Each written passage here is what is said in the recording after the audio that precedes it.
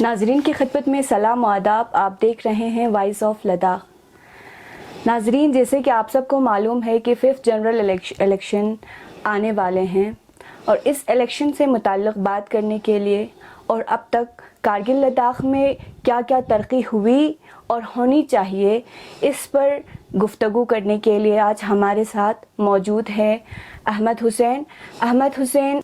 आल Kargil Ladakh student association Chandigarh के president भी हैं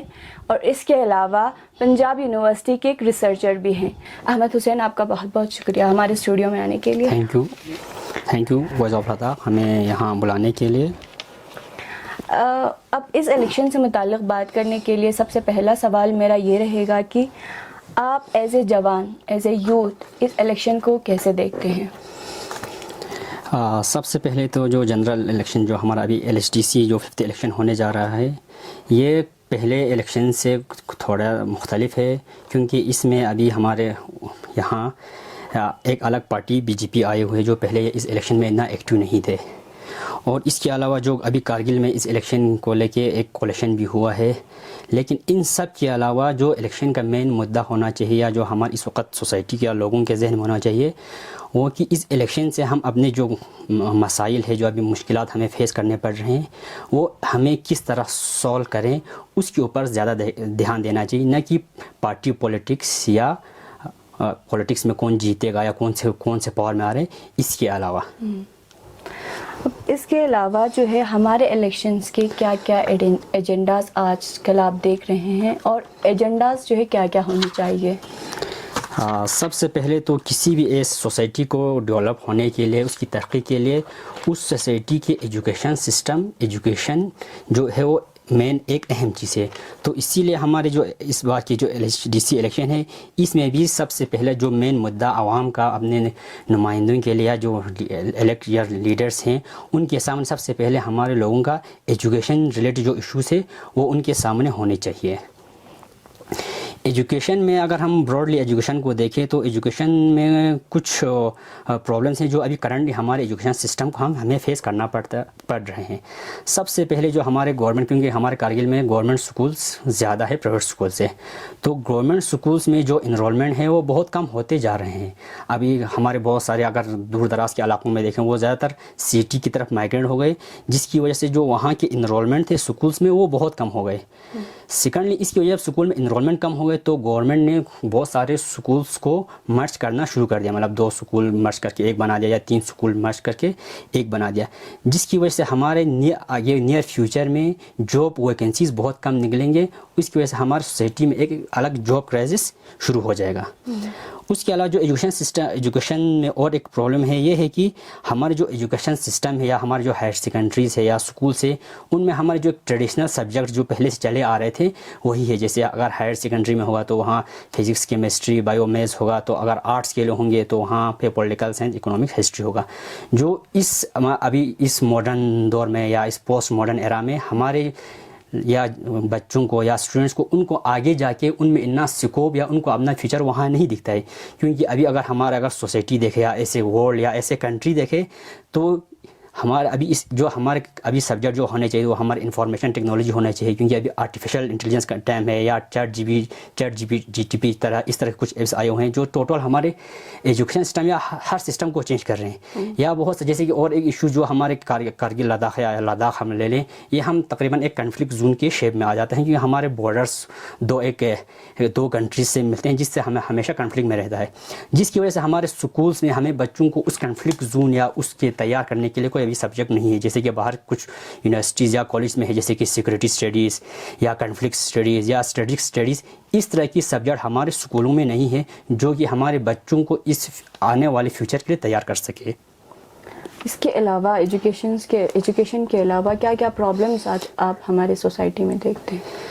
एजुकेशन के अलावा जो और एक एजुकेशन से रिलेटेड हम अगर कहें तो हमारे यूथ जो है, मतलब एक सोसाइटी का हमारा मेजर पोर्शन यूथ है, जिनके अभी बहुत सारे प्रॉब्लम्स उभर के सामने आ रहे हैं। यूथ को हम अगर कैटेगराइज करें, हम 2 उस कैटेगरी में डिवाइड कर सकते हैं। एक ये है कि एजुकेटेड अनएम्प्लॉयड यूथ और दूसरा है अनएजुकेटेड अनस्किल्ड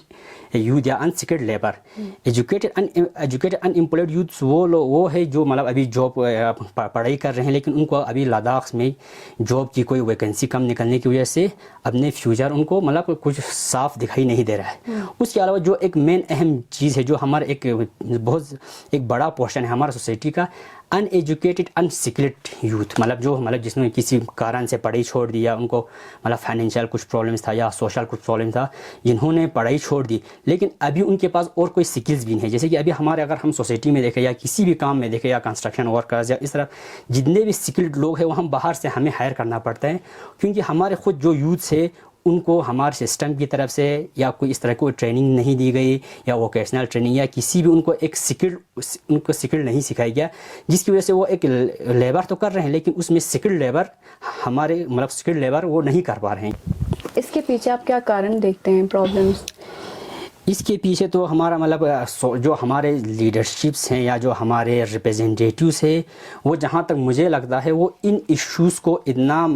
हाईलाइट नहीं कर पाते हैं, उनके समझ में इतना नहीं आते हैं। क्योंकि अभी हम लास्ट अगर 5 साल का इलेक्शन 5 साल का टेन्योर जो हमारा गवर्नमेंट का रहा, या एनसी पे है, एनसी कांग्रेस थोड़ा कोलेक्शन रहा, या बीजेपी ऐसा कुछ 2-3 उन्होंने चेंज किया, लेकिन उन सब में अपना स्टेट इक़्तिदार को बचाने के लिए उन्होंने बहुत कोशिश की। लेकिन हमारे जो यूथ्स जो हमारे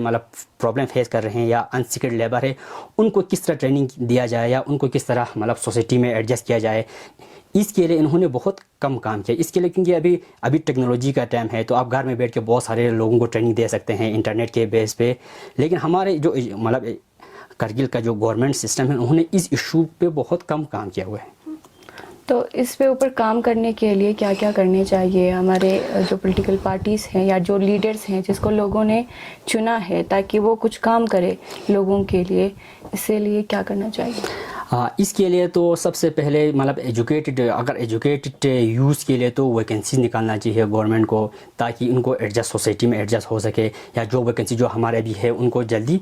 जो एग्ज़ाम हुए हैं उनके रिजल्ट जल्दी डिक्लेयर करना चाहिए। और दूसरा जो अनस्किल्ड लेबर है उनके लिए जैसे कि बाहर जाके ट्रेनिंग सेंटर्स होते हैं, वोकेशनल ट्रेनिंग्स होते हैं या विंटर ट्रेनिंग सिस्टम होते हैं, जो गवर्नमेंट कुछ स्कीम्स भी इस तरह आते हैं, तो उनको इनरोल करना चाहिए, ताकि हमारे लोग खुद जो बेसिक एक स्किल्स काम होते हैं, जैसे कि प्लम्बर का होगा या कारपेंटर को हो गया या कलर करने का, ये हमारे लोग नहीं कर रहे हैं इस वक्त, ये हम बाहर से ला रहे हैं। और जो हमारे खुद यूथ से वो ऐसे बेकार बैठे हुए हैं। तो अगर आप इलेक्शन की बात करें, तो अब तक आपने इलेक्शंस में क्या मुशाहिदा किया, क्या देखा, क्या ऑब्ज़र्व किया, और क्या क्या तब्दीलियाँ इस इलेक्शंस में होनी चाहिए? इलेक्शन अगर आप अभी कैंपेनिंग देखें या इस तरह देखें, तो वो अभी ट्रेडिशनली वही रहा है, कौन सा पार्टी जीतेगा। इसमें जैसे अगर हमारे हम घर में जाके जो कैंपेनर्स है अगर उनसे बात करें या जो कैंडिडेट्स है उनसे बात करें, तो उनके पास एक क्लियर कट आइडिया नहीं है कि हम अपने सोसाइटी को आगे किस तरह ले जाना है। जो हमारा एक सोसाइटी अभी बहुत तेज़ी से चेंज हो रहा है बाकी वर्ल्ड की तरह, तो उनको किस तरह आगे ले जाना चाहिए, हमारे जो लीडरशिप जो अभी है या जो हमारे अभी या इलेक्शन जो अभी लड़ने हैं या जो नॉमिनेटेड है या तो इनके पास एक क्लियर विजन नहीं है कि हमारे सोसाइटी को किस तरह होना चाहिए। तो मेरा आप लोगों से या आपके थ्रू मीडिया हमारे लोगों से ये है कि आप पहले जो भी आपके इलाके में आए कैंपेनिंग के लिए या कहे हमें वोट दो, तो उनसे पहले अपने इश्यूज़ के बारे में पूछो कि इनके ऊपर आपके क्या रहे, वो आपके इश्यूज़ को अंडरस्टैंडिंग करते हैं या नहीं। तो इन सब को देखने के बाद ही आप अपना डिसीजन लें। लोगों का इसके अलावा क्या क्या रूल रहना चाहिए कि वो पार्टीज़ को देखे या डेवलपमेंट को देखे? पार्टी पॉलिटिक्स तो हमारा इंडियन सिस्टम का एक पार्ट रहा, उसको निगेट नहीं कर सकते कि टोटल आप पार्टी को छोड़ के ही इंडिविजुअल पे फोकस दे। इस तरह हमारे पार्टी सिस्टम या एजुकेशन इंडियन इलेक्शन सिस्टम में इस तरह नहीं होता है। लेकिन अगर बेदार हो, लोग अगर अवाम या स्टूडेंट्स या जो हमारे जवान है वो अगर बेदार हो, तो हर पार्टी को मजबूर कर सकते हैं कि आप एक अच्छे कैंडिडेट को निकाले जो हमारे इश्यूज़ को समझ सकते हैं, न कि पार्टी बेस पे या किसी ख़ानदानी बेस पे। इसको छोड़ के इसके लिए आवाम को ख़ुद मैदान में आना पड़ेगा और ख़ुद पूछना पड़ेगा अपने पार्टी से कि आप या लीडर से कि आप इस इश्यूज़ को किस तरह लेते हैं और हमारे जो अभी इश्यूज़ हमें फेस कर रहे हैं उसके लिए आपके पास क्या सॉल्यूशन है। लोगों से मेरी यही गुजारिश है कि अगर अभी हमारा इलेक्शन तो काफ़ी कुछ दिनों में हमारा इलेक्शन होने वाला है, तो उसके रिलेटेड आप हमारे जो इश्यूज़ है कारगिल के उनसे बात करें कि आप इस इश्यूज़ को किस तरह लेते हैं। तो एक दो इश्यूज़ जो मैं मतलब उठाना चाहूँगा इनके अलावा, एजुकेशन और यूथ के अलावा, जो हमारे अभी सोसाइटी को ऐसे प्रॉब्लम फेस करना पड़ रहे हैं, वो है वाटर स्कैर्सिटी, या हम जिसे कहते हैं पानी की किल्लत। अगर हम अपनी सोसाइटी को देखें, क्योंकि पहले जो हमारे सोसाइटी ग्लेशियर बेस था, मतलब जो वाटर का रिसोर्स हमारे ग्लेशियर है, लेकिन ग्लोबल वार्मिंग की वजह से ग्लेशियर तो पिघलते जा रहे हैं, लेकिन हमारे पास कोई अल्टरनेट नहीं है। अगर ग्लेशियर सारा पिघल गया तो उसके बाद हमें क्या करना होगा। अभी हमारे कुछ लोग यूज़ कर रहे हैं जिसे हम कहते हैं सबमर्सिबल पंप, या ज़मीन के नीचे से पानी निकालना। वो भी एक लॉन्ग टर्म सॉल्यूशन नहीं है, क्योंकि अगर आप एक्सेसिव ज़मीन के नीचे से वाटर निकालेंगे तो भी उसमें भी एक लिमिटेड में होता है। तो वो अगर ख़त्म हो जाए तो उसके बाद हमारे ये इश्यूज़ बहुत, मतलब ये प्रॉब्लम हमें ज़्यादा फेस करना पड़ेगा आगे वाले जनरेशन के लिए। और एक इशू जो हमारे मतलब का सोसाइटी को अभी फेस करना पड़ता है वो है ग्लोबल वार्मिंग। अगर हम अपनी सोसाइटी को या अपने सिविलाइजेशन को देखें तो हमारा सिविलाइजेशन हमेशा से स्नो बेस या बर्फ़ बेस सिविलाइजेशन रहा है, क्योंकि हमारे अगर मकान का स्ट्रक्चर देखें तो हम उसी हिसाब से कि विंटर या मतलब सर्दी के हिसाब से हम अपने मकान को, हमारे सोसाइटी को बना हुआ है। लेकिन अभी ग्लोबल वार्मिंग होने की वजह से हमारा जो सिविलाइजेशन है वो टोटल चेंज हो गया, क्योंकि हमारे यहाँ पहले बर्फ़ ज़्यादा होता था, अभी बारिश ज़्यादा हो रही है, जिसकी वजह से हमारे सोसाइटी को एक प्रॉब्लम का सामना करना पड़ रहा है जो हमें पहले हमारे लोगों ने देखा नहीं था। जैसे कि इस साल भी हमारे यहाँ बारिश बहुत ज़्यादा हुई और फ्लड बहुत ज़्यादा हुए। इसकी वजह से अगर हम अभी से मतलब उस फ्लड को रोकने के लिए अपने सोसाइटी को जो या विंटर बेस सिविलाइजेशन था या स्नो बेस सिविलाइजेशन हम कह सकते हैं, उसको अगर हम अभी मतलब समर या ग्लोबल वार्मिंग के हिसाब से अगर हमने सोसाइटी को चेंज ना करें तो हमें आने वाली टाइम में हमें बहुत ज़्यादा वाटर क्राइसिस या फ्लड इस तरह का होने का चांस बहुत ज़्यादा है। क्योंकि जो अभी और वर्ल्ड का अगर हम देखें तो वो तो बहुत तेज़ी से मतलब गर्म हो रहा है, या ग्लोबल बहुत तेज़ी से वार्म हो रहा है, जिसकी वजह से हमारी सोसाइटी को जो हम हमेशा से एक ठंड इलाका कहा जाता था, ये कुछ सालों के बाद इस तरह नहीं रहेगा। लेकिन अगर हम इस वक्त उसके लिए तैयार नहीं हुए या अभी हमारे जो चेंजेस है उसको हमने अभी तक इन इश्यूज़ को मतलब ठीक तरह से टैकल नहीं किया, तो आने वाले जनरेशन के लिए ये एक बहुत बड़ा इशू हो सकता है। थैंक यू अहमद हुसैन कि आप हमारे स्टूडियो में आए और हमारे कारगिल के क्या क्या इश्यूज़ है और पॉलिटिकल पार्टीज़ और लोगों को किन किन इश्यूज़ को सामने रख के इलेक्शंस को लड़ना चाहिए, इस पर बात करने के लिए हमारे साथ मौजूद थे अहमद हुसैन। उम्मीद है कि आपको हमारे ये प्रोग्राम पसंद आया होगा। Voice of Ladakh subscribe and like करना ना भूलें। Thank you.